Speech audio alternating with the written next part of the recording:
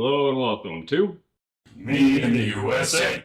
I'm the Heathen Chips, and this is my associate, Mr. Gray. Good afternoon. We're going through another round of 10 meads to see where we're at from a couple years ago. See what Wyoming has for us, I believe, today. Very sweet floral. Sweet with a hint of acidity. Mmm.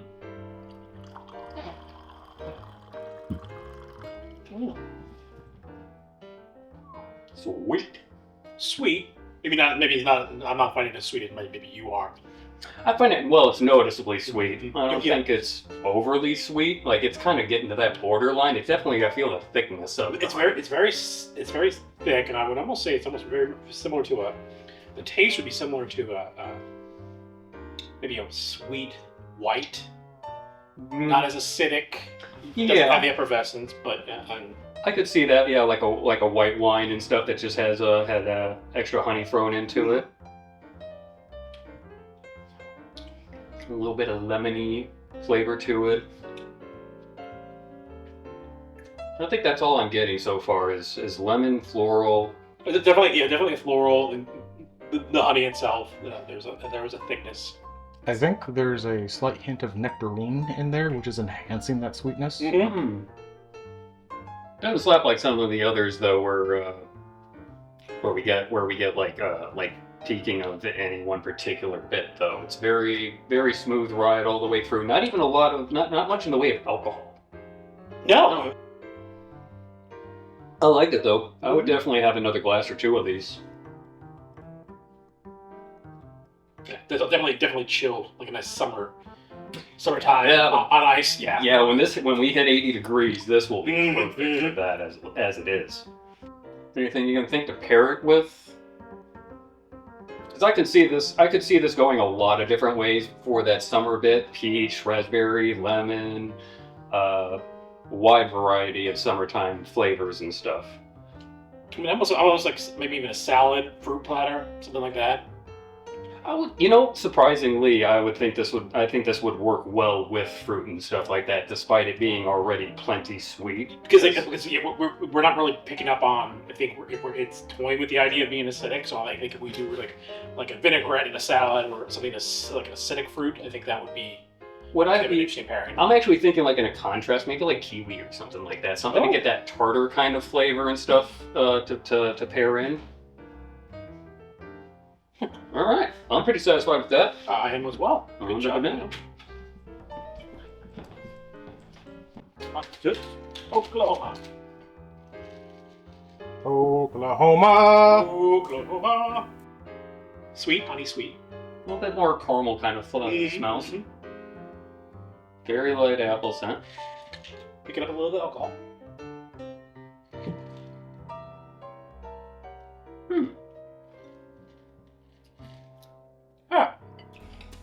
Bitters. Like Bitter sweet, yeah. It isn't bitter, but it has flavors of bitters. I'd almost say it almost be like a caramel apple if the caramel was browned. I could go with that. Yeah, it's a much deeper, richer kind of caramel. Yeah. I wouldn't say richer necessarily, is like closer to burnt. Maybe that feeds in with that bitter. When you caramelize caramel. When you do too good a job. And that's where because with your apple comment, that's where I kind of get that almost a little bit of green apple, a little acidic. I like I think this will be really nice actually to play around with some of the other meads and that contrast, because it's you get a little bit of that alcohol, but it doesn't peak up too much. That bitter is going to help, I think, play in with some of the sweeter stuff if we got that in the area. I'd be curious to see if this actually mellows out over time, because if it mellows out, I think that'd be... I mean, it's had a couple of years, so if it doesn't mellow out after about two years or so, I mean, it probably ain't going in. You gotta add in some water or something like that, or some juice maybe, but... So definitely I think it'd be a very interesting add, especially when you mix it with some of the sweeter ones. Yeah. I'm actually pretty happy with this as it is. Like this again, I think this is something I'd go for another glass of this. It's also a great color. Yeah. Came out very clear. clear, middle of the ground. You say not too light, not too dark. What say you off camera? It's got very distinct caramel apple notes, but there's something else that's like tickling the back of my tongue, and I can't tell if it's like a slight bit of maybe some peaches in there or some watermelon flavor, but there's just, for me, something that I would detect as an off flavor, but not necessarily you. I was thinking maybe you were going to go a little bit more along the lines of like a wood tannin in the back. I was gonna go. See, that's interesting because I would almost go like a nuttiness, like maybe a cashew, which has a little bit of a sweetness to it. Apricot. I actually. So what falls into the tannin, nutty, fruity? It's got a number of different flavors going on, and they're all very quiet. Like they're noticeable, they're there, but they're not smacking you in the face with the flavor. This is one. It's like it's a pleasant one, but it also is a. You drink it because you're trying to figure it out.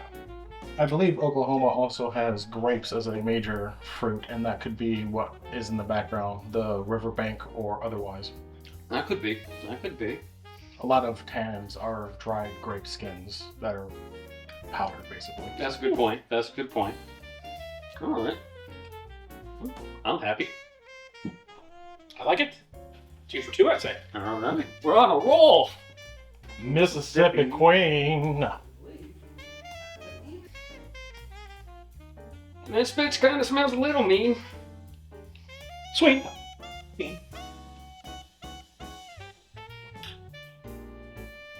A little mean, I feel is right. Not very, but a little. Yeah, it's a little dry.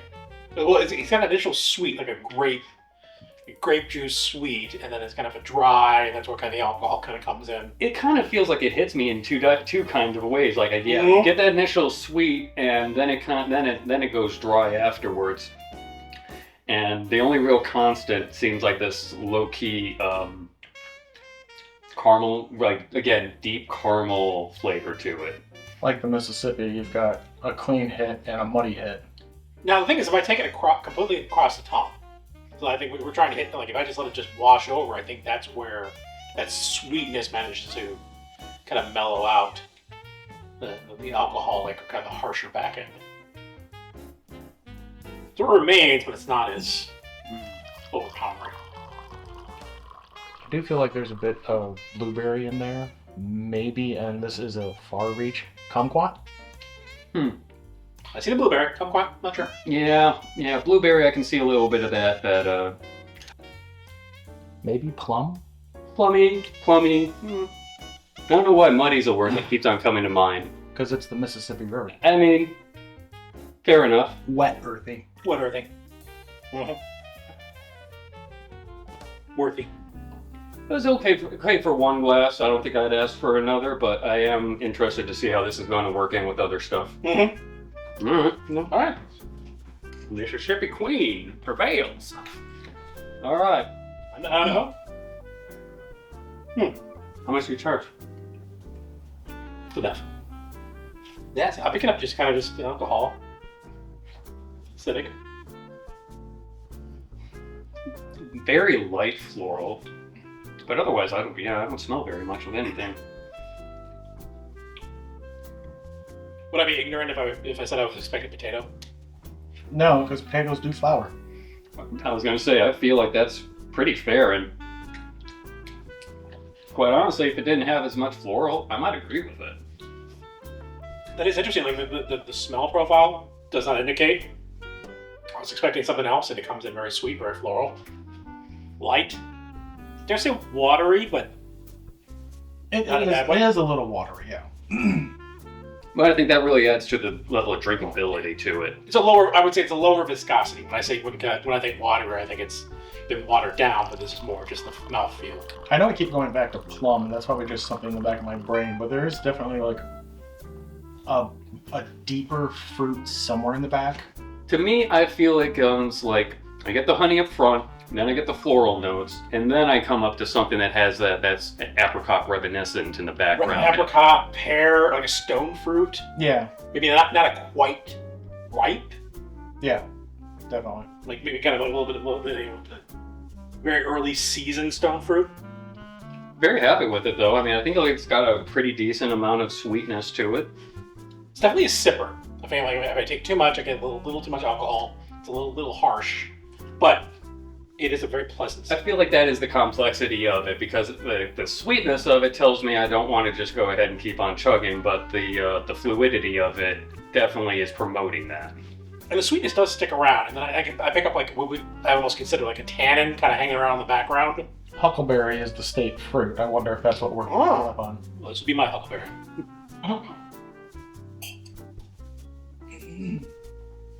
All right, Idaho. Keep on a-hoeing. On to Iowa. Right? Tanya. What you do? I like it. Musky. Very musky. Not in the way I think the word musky comes off, It's- but I get what you're saying. Yeah. I don't want to say It's like a stiff. floral musky. Like, yeah. Floral lemony-ish. Not even... I'd say actually this almost comes off a little more apricot-y. I dare say almost like tanniny. Like wood, kind of like old wood.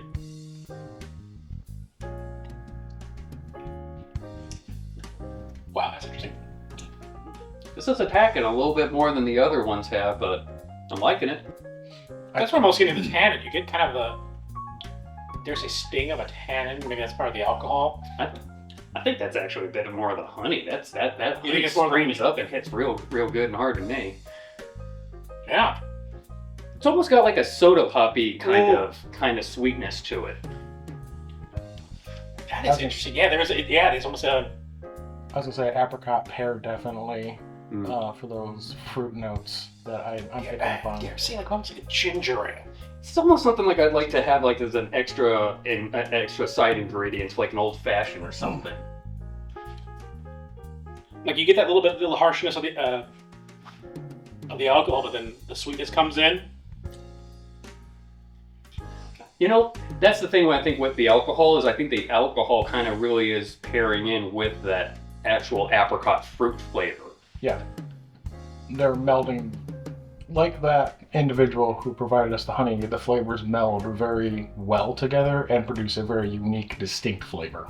Agreed. Where are you feeding them bees? You keep at it. I would say it's off-putting for some, but I think it's a little extra. it's a little extra, but the flavor profile and dare say the journey you go on kind of keeps you around. It's more of a, I could ride out some of the unpleasantry because I'm actually trying just to understand what's going on here. This is kind of something that I would like to use as like, you know, if you get used to drinking the same thing throughout a party or something like that, this is a nice like break in those flavors kind of. That's what I would use this for. Like the Apiary Keeper, it's a very matured flavor, and it's a very... I don't know if she would agree with that, but... I can mature. I like that. All right, well. I almost want to say, like, final note would be, it feels like it was like a wood cast. I could actually see that, like just a regular whitewood cast. Mm-hmm. Which is something you don't really hear or think about very often. It's usually always like real dark woods, hardwoods and stuff, and whiskey usually, already pre-used whiskey bits. But you're right, this definitely has like a brand new, fresh cast kind of flavor to it. All right, Iowa, I'm gonna have to come visit you soon. California, here we come. All right, on to California. Well, I'm a little disappointed you don't smell like you're on fire. Did this honey come from Northern or Southern California? I'm getting a lot of just kind of like Side apple in the nose. the alcohol is up front. It tastes like it came from a vineyard. It does. It does. A little bit of vinegar. Yeah. I give a little, yeah. There's a hint of vinegar in there. I'd say that alcohol flavor is a bit more predominant, followed by more floral. So I get a lingering burn, but that's the in between I'm trying to pick up on. Is definitely floral. It's kind of like the other honeys and other meads that we've had in just this episode. It feels like it's got that same kind of sweet force, but I feel like it's more so because the alcohol's along for the ride with it, pushing it, better to say. And this one, the alcohol's winning. The sweetness It's there. blunts the blow, but it kind of sticks around. Yeah. Like California. I think I'm good with this just as a general tasting. More interested to see how this is gonna mix in with stuff. It's okay. I've definitely had way worse. This is definitely very tolerable, and I'd say pleasant. I like it. Again, I think we even talked about like cooking applications. I think it's just purely something you try and compare to something else. Fuji apple. I want to say I like that. That's a good bit. Grapey, vineyardy, appley, berry. Kind of, yeah, very kind of like almost an illusion of a citrus.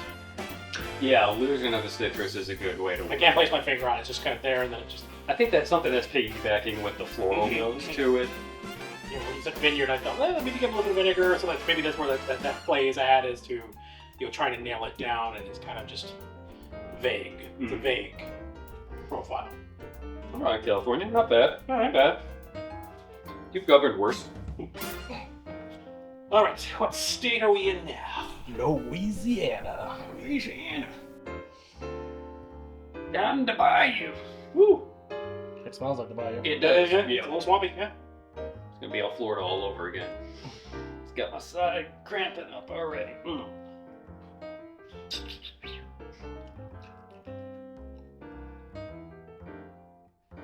This one actually smells more like burnt wood. Caramely burnt wood. Yeah, I guess. Yeah. If you like poured honey on the wood, then set it on fire, I can see that. Burnt maple. Burnt maple. There This you is go. a burnt maple. That's- This is what this is, yeah. That's on point.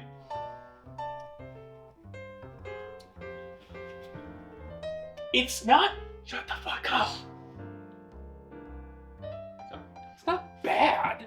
It's kind of, you get that burnt maple, and you get a little bit of that like that kind of like spike of the alcohol, but then it immediately mellows out the sweetness. This is interesting. This is one of those that hits a bit harder the more you drink it at a Yeah. time. Ooh, I'm getting a little floral, a little citrusy. There's something, it's not alcohol. Can't think of what the first flavor that you get hit with is. Persimmon?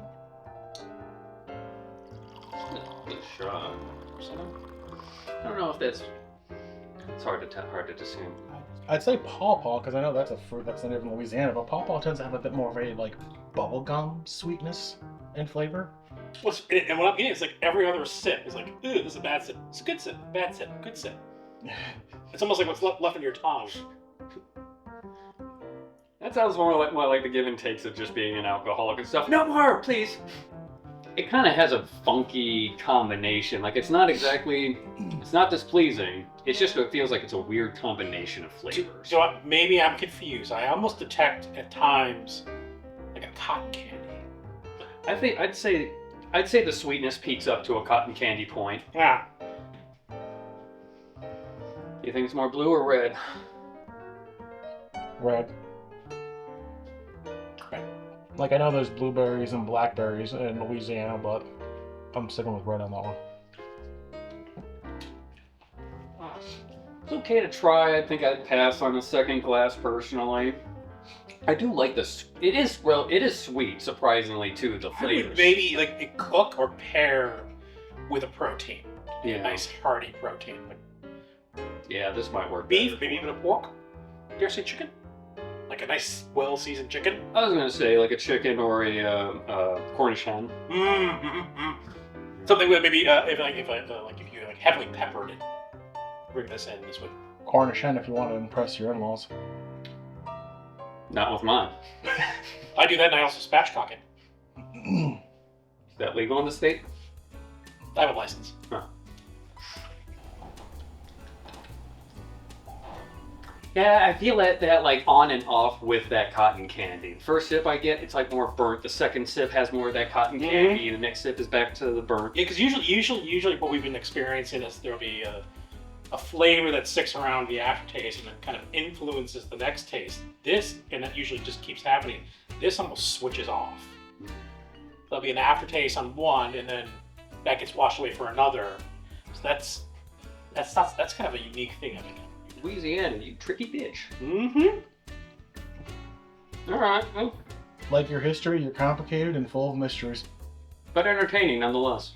You ever just smelled something and wanted to kiss it? Indiana! Indiana. Okay, honey's prominent. I'm also getting maybe some floral. Maybe no apple. Yeah, a tiny bit, very tiny, but to me it mostly just smells like honey. Concentrated. Sweet. Yeah. This thick. The body of it's not thick, but the flavor. Yeah, it's about that thick. Choking thick. Mm-hmm. Get that real Hoosier flavor. This is one where I can say that it does have a... Yes, it's got that strong apple-y in there, but this one is the only one I've tasted so far that has like a pawpaw sweetness to it. It's like you take the natural sweetness of honey and crank it to 11. Mm-hmm. Like it is the pure. We isolated the pure sweetness. Like if you could just isolate and just condense the sweetness of honey, that's the first kind of flavor profile. Then you kind of get the rest of the honey. This is almost like one of the few that I would say is almost like just pure honey. If nobody has ever had mead before, this would be a good like baby's first mead because it's sweet. It's got that honey. It's not superly aggressive.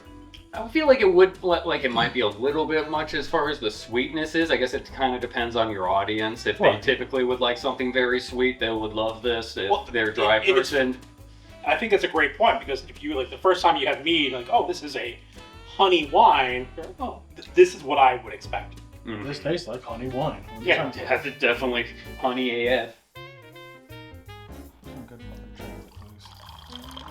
This is that newlywed kind of honey. It's also kind of a smoother sweet. So whereas it is.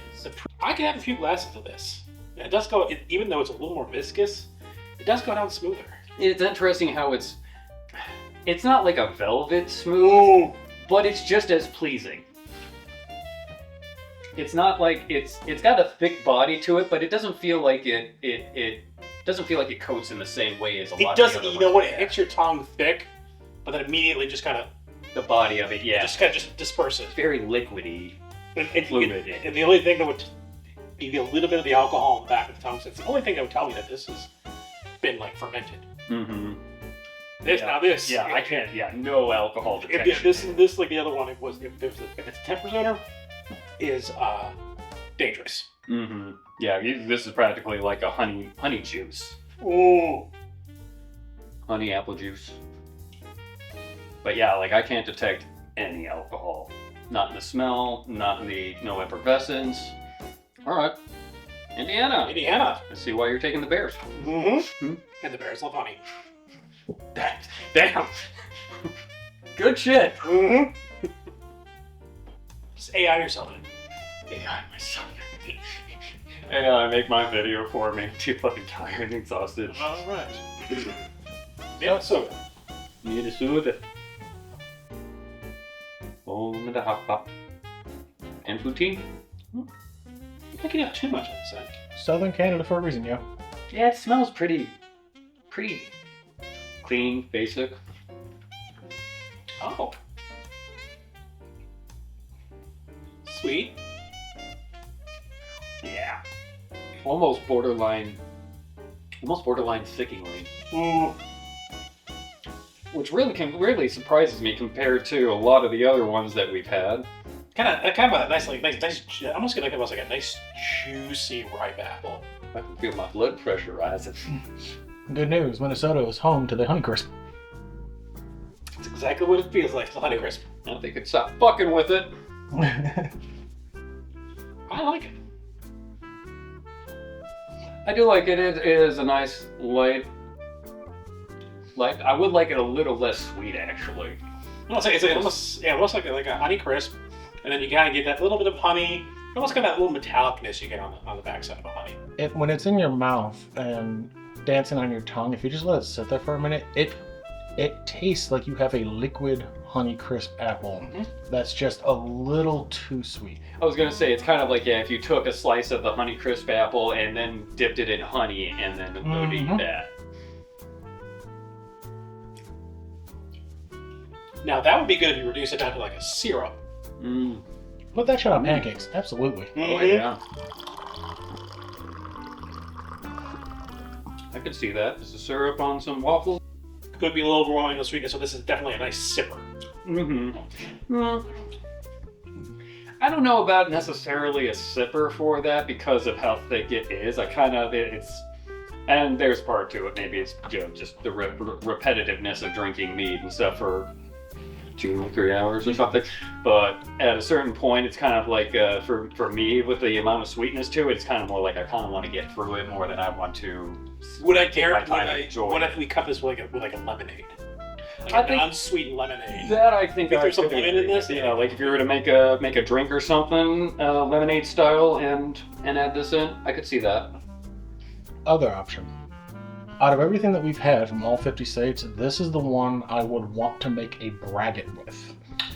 Brew this with a dark beer like Guinness. That sweetness with the dark of the Guinness would mix phenomenally. I could see that. Actually, I could even kind of see this in a little bit part with some IPAs. Yeah. The other scary thing is like I'm not picking up any alcohol. So this is a 10%er. Yeah. This is dangerous. It's kind of like it's kind of more like that apple juice with honey. Yeah. This is what we used to call white girl wasted. This is where the kids accidentally grab it and go like, "Oh, we have it in here," and then an hour later it's brought on the lawn. Yeah, it's. So this is what we use to get to titties in. Got it.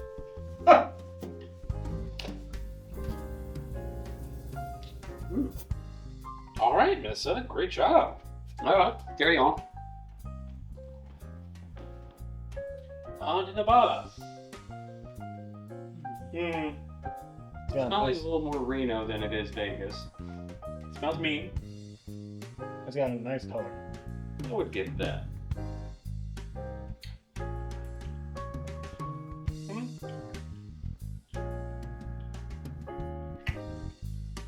Do I detect juju berry? I haven't had juju berry, so I don't know, but I'll go with that. Sure, juju berry. It's sweet. It's a little thicker. A little more viscosity. Dare I say apple? Oh yes. Almost. You know, I'm almost going to, because the alcohol is doing that. Almost if you bite into like a lightly brown spot on an apple. On a Fuji, yeah. Mm-hmm. I'll say it's where it's starting to turn, but you still get that sweetness. And I feel like the combination between like a Fuji and a Gala. Yeah. Yeah. A Fuji, a Gala, and maybe a desert pear or something. Something along those lines. Still need to go hunt down some of those. Floral. You kind of have that woody, tanniny, alcoholic, kind of like dryness, but again, the sweetness comes in and kind of relieves that. You know, we've talked about using this stuff as an ingredient with like a dish, like a meat or something like that. I think I could actually see this as an ingredient to make a sauce. Because like the more and more I am picking up more and more apple. A yogurt, maybe. Maybe yogurt. A yogurt, or possibly not ice cream, but like possibly like a frozen yogurt. I think that would do a interesting bit to it. I would agree to that more if it was like reduced down to a syrup. Yeah. Yeah, put on top, yeah. Reduce that, we cook that down so the alcohol might. So I think that'd be more of a flavor profile than that one, where I think the alcohol would burn off and then we'd be left with something. Yeah, it's like a honeyed apple. And it still has like that darker, almost charred kind of flavor to it, but it's much more mellow than the other ones we've had. It's much more subtle. Because anything apple, I was trying to compare to the apple cider vinegar and honey mixture I've talked about. not necessarily like a spiral ham, but maybe a smoked ham. I could see this being perfect for it. Yeah. This would be good in the reservoir or something. I'd even almost pair it with that then. More of the prickly pear. Yeah. Good. Tastes better than a lot of the experiences I've had there.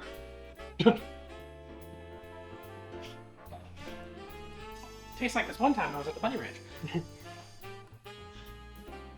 All right. Well, I think that's good for us. I think our diabetes is at its peak, and it's time for a shot of insulin. It's been fun. See you next time. Till we meet again.